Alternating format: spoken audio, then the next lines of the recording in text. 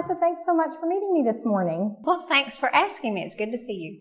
So tell us your role at the Comptroller's office. Well, I'm an enforcement field manager, and I'm over the Abilene and San Angelo offices at this point. What is training like in the enforcement division?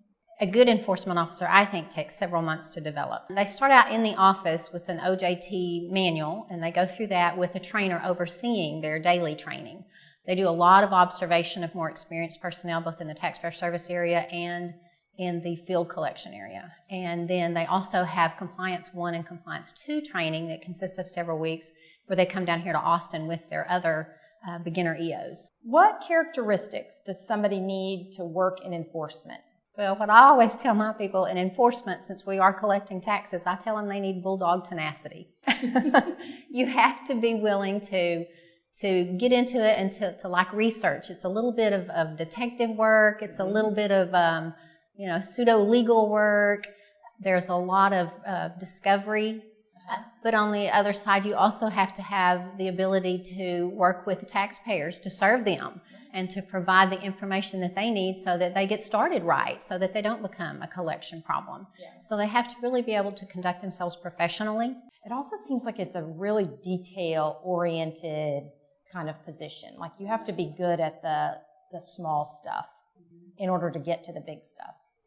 You do. You do have to be good at the small stuff, like gathering details and remembering them, because all of the enforcement officers have to document all of their contacts with their taxpayers.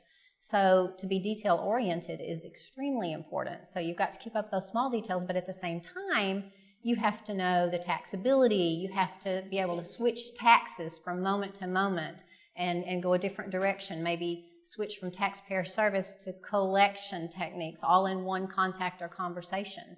So yes, very much so. Is there any advice you'd give to future managers? Well, I think not to second guess and doubt yourself so much, and to just, I think, be a champion for your employees. That is one of my biggest deals. Not only do I want to train them and develop them to where they can move into this position, but I want to also be their advocate and be their voice and to stand strong for them when they need someone in their corner. Vanessa, thanks so much for being here today and telling us about you and the enforcement division. Well, thank you again for having me, and I appreciate the opportunity to give you a little insight as to what we do out in the field and on the enforcement side. I think it's good that all of our divisions get to know one another a little bit better.